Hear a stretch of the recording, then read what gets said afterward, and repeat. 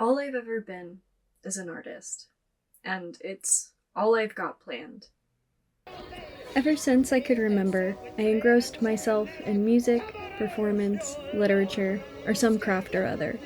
My drive has always been to create and inspire. There has never been a plan B, nor do I ever think there will be. Art saved me. Simple as that. The beauty of the indomitable human spirit inspired me to survive when all I wanted to do was give up. I consumed every piece of media I could: books, plays, poems, music, movies. I had an insatiable appetite that was barely satisfied by my own participation in creation. Poems, stories, performances, I couldn't stop. Every spare moment went into one of my crafts. So much so that I didn't know what else to do with myself. And then in middle school, high school, and college, my mentors couldn't deny my potential. They also warned me of my inevitable fall. Like Icarus, I was destined to fly too close to the sun. I couldn't help but adore. You're obviously very talented for a freshman, but I would recommend that you major in anything else but English. One of many to predict what came next. My ego was my downfall. But there's nothing else I imagine myself doing, Professor. I would discover the consequences of pushing past my limits for years. I deteriorated in a very hostile environment and found my creative flame extinguished. Everything I was and was meant to be vanished. I stared at a blank page for nearly 3 years. The music died, and I was nothing, a shadow of my former self. The fountain of inspiration finally dried. My plan A, my only plan, was seemingly out of reach. I lost myself in the pages I couldn't fill and the stages I couldn't touch. So, what did I do in the meanwhile? Well, nothing. Nothing creative, anyways. Somehow along the line, I'd lost sight of who I was outside of work or school, and I spiraled into an identity crisis because I realized I hadn't developed any sort of personality outside of the work that I had been doing.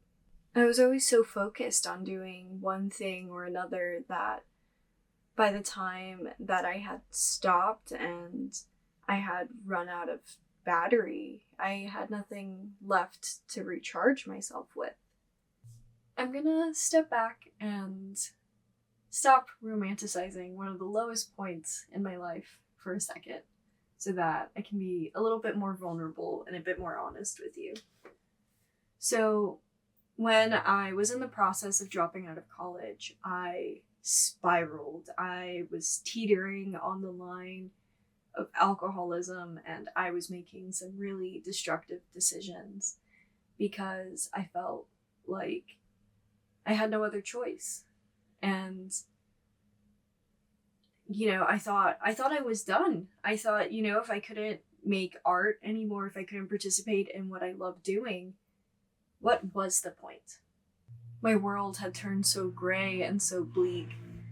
I was really struggling to find a reason to continue. And I don't know, my dreams just seemed so out of reach. Then came one fateful day when I was doing shrooms with a really toxic ex boyfriend and his equally toxic friend, and I was given a choice.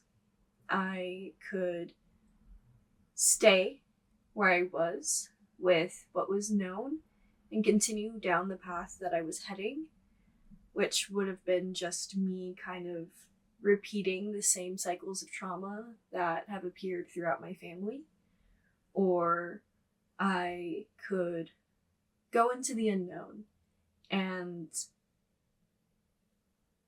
choose a different path, one that I was actually meant for, and just let go and trust that the universe or God or what have you would take care of me.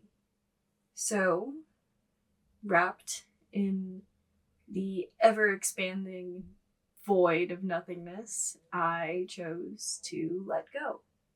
And I honestly think that that moment is what saved me, because, oh my god, I don't even want to think about what would have happened if I didn't choose otherwise. But my world was filled with colors again, and the nightmare that had become my reality had finally ended, and I was just like snapped back into myself. And I had the strength to kind of push forward. And it was the first time I'd really seen a colorful world again in a very, very long time. After working on myself over the course of a year, I began to heal. And in the great scavenger hunt that we are all damned to pay, I began to find little pieces of myself. One was hidden in my room in my first apartment, another at the top of the first wall I ever bouldered, another was woven into the fibers of my first crochet project.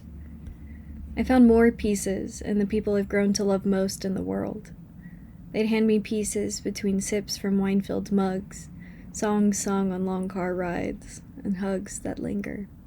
Slowly, I found a road back to what was familiar, like visiting an old friend for coffee. Music found me first, and my room reverberated with singing and strings. The pen still eluded me. My notebook lay bare, but the guilt had finally left my heart. It wasn't until I was leaving the first home I created to explore a world I wanted to know that I wrote again. Like falling in love for the first time, it was awkward and scary. Nothing I wrote was particularly good. That didn't matter, though, because I had found my way home again.